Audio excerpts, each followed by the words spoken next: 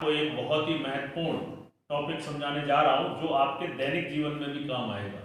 आप लोग मकान बनवाते हो? मकान बनवाते हो? जोर से बोलो। तो उसमें आपको ईंटों की जरूरत पड़ती होगी। जैसे मान लो मुझे ये दीवार बनानी है, ये दीवार बनानी है इतनी लंबी चौड़ी, और ये इसकी ईंट मान लेते हैं। क्या मान लेते हैं? तो अब इस दीवार में कितनी ईंट लगी है, इसको ज्ञात करने के लिए, रुक जाओ, इसको ज्ञात करने के लिए आप जब भी क्या करते हो, मिस्त्री से पूछते हो कि भैया हमें कितनी ईंट लानी है, और मिस्त्री आपको अंदाज से उन ईंटों की संख्या बता देता है। तो कभी ईंटें ज्यादा आ जाती हैं और कभी ईंटें कम पड़ जाती हैं। लेकिन अगर आप आज मेरी बात को समझ लेंगे तो कभी भी ईंटें आप मंगाओगे, ईंट जब भी मंगाओगे तो ईंट ना ही आप ज्यादा मंगा पाओगे ना ही कम, अगर आप इस सूत्र के हिसाब से ईंटों की संख्या निकाल लोगे। तो देखिए आपके पास क्या है, एक दीवार में लगने वाली ईंटों की संख्या।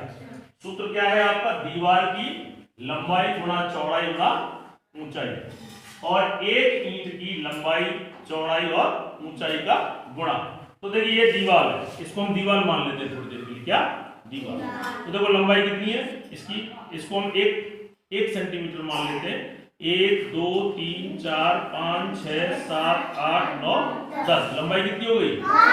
10। लंबाई हो गई आपकी 10। चौड़ाई कितनी हो गई? ये चौड़ाई हो गई आपकी, ये चौड़ाई हो गई, ये चौड़ाई, ये चौड़ाई, ये कितनी है? 1। चौड़ाई ये वाली 1। और ऊंचाई, इसे ऊंचाई मान लो आप। 1 2 3 4 5। ऊंचाई कितनी हो गई? 5। अब एक ईंट की बात करते हैं। एक ईंट का मतलब हो गया ये आपकी एक ईंट है। तो देखो लंबाई कितनी है? 1। चौड़ाई कितनी है? 1। ऊंचाई कितनी है? यहाँ पे लंबाई, चौड़ाई और ऊंचाई सभी एक है। आवाज निबड़ा इधर जान दो। अब देखिए इसे गुणा कर लें। 10 गुणा 1 10, गुणा 5 50, और नीचे 1 गुणा 1 गुणा 1 कितना होता है? 1। यानी ईंटों की संख्या कितनी आ जाएगी? कितनी आ जाएंगी? देखो हमने अपनी गणना की और गणना से ईंटों की संख्या 50 पाई।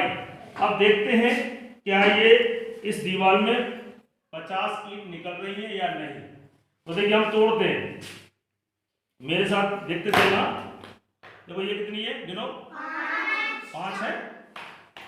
और देखिए ये कितनी है? 10। कितनी हो गई? 10 हो गई। और देखिए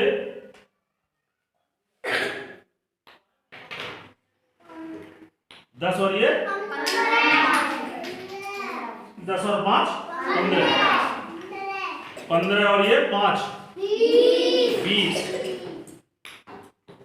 20 और ये 5 25 1 2 3 4 5 25 और 5 30 30 और 5 35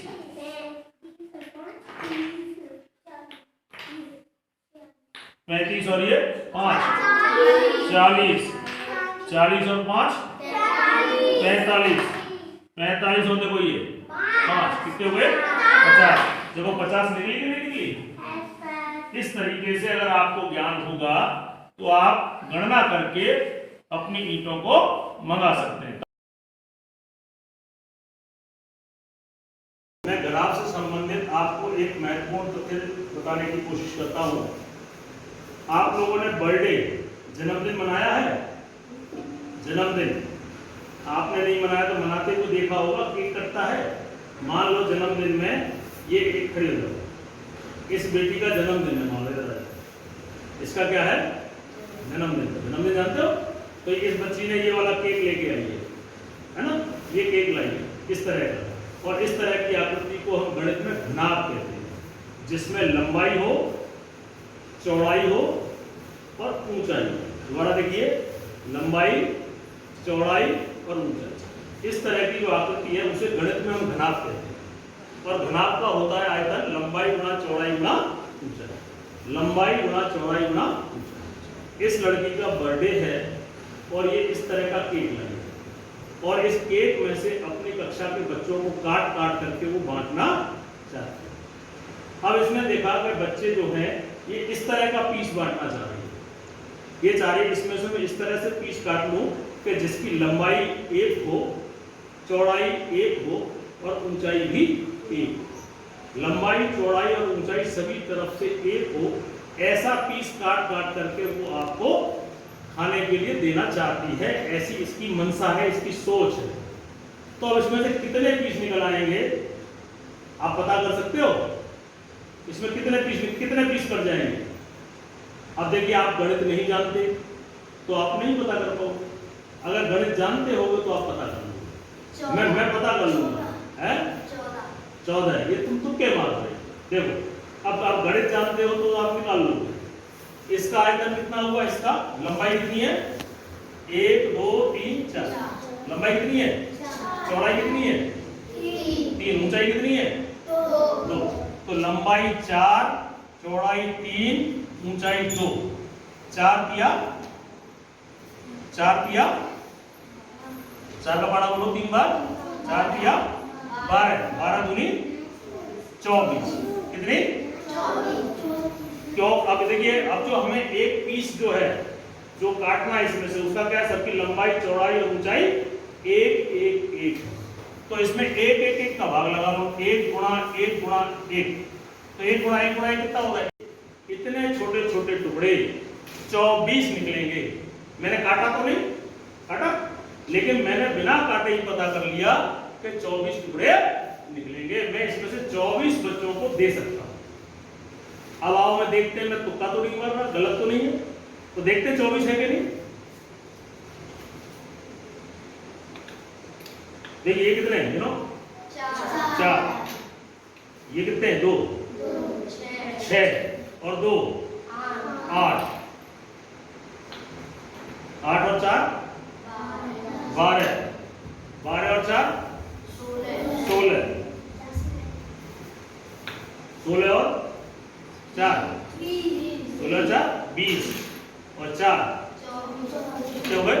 तो देखो, बिना केक काटे मैं पता कर सकता हूं, मैं 24 बच्चों को बांट सकता हूं। तो आपको अगर गणित का ज्ञान होगा तो आप उस हिसाब से लगा लोगे कि मान लो 48 बच्चे हैं, तो 1 में 24 करते हैं, तो ऐसे मुझे कितने केक लाने चाहिए? 2। तभी तो आपको अगर गणित ज्ञान होगा तो आप उससे पता कर पाओगे कि किसी भी चीज की स्थिति कितनी हो सकती है। बहुत बहुत धन्यवाद।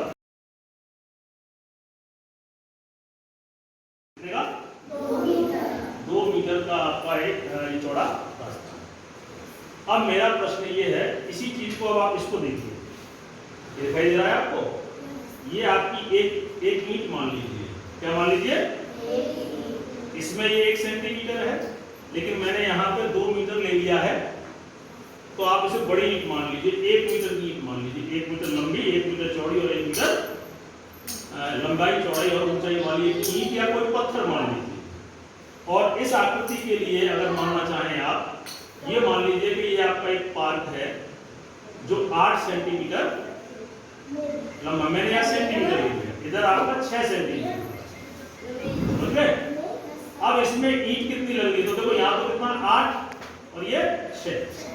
तो देखो, इसको निकालने के लिए आपका क्षेत्रफल क्या है? बाहरी क्षेत्रफल, बाहरी आयत का क्षेत्रफल माइनस आंतरिक आयत का क्षेत्रफल। तो देखिए, बाहरी कितना है? 1 2 3 4 5 6 7 8। ऐसे चौड़ाई कितनी है? 1 2 3 4 5 6। तो 8 गुणा 6, 8 गुणा माइनस आंतरिक, आंतरिक यानी अंदर का, अंदर के लिए अंदर 1 2 3 4। 4 तो लंबाई है और चौड़ाई कितनी है? 1 और 2, यानी कि 4 गुणा 2। तो 8 का बड़ा 6 बार बोलो, 8 से कितना होता है? 48। बहुत बढ़िया। और माइनस 4 दूनी 8। 48 में 8 गए तो कितना है? 40। यानी इस पार्क को बनाने के लिए आपको 40 ईंटों की आवश्यकता पड़ेगी। कितनी? आइए हम देखते हैं कि 40 है कि नहीं। देखो गिनते हैं। देखिए ये कितनी हो गई आपके पास, गिनो। 1 2 3 4 5 6 6 हो गई है। और ये 2 8 8 और 3 11 11 और 3 11 और 3 14 14 और 2 16 16 और 2 18 18 और 2 20 20 और देखो 4 24 और 4 28 और 2 30 30 और ये 5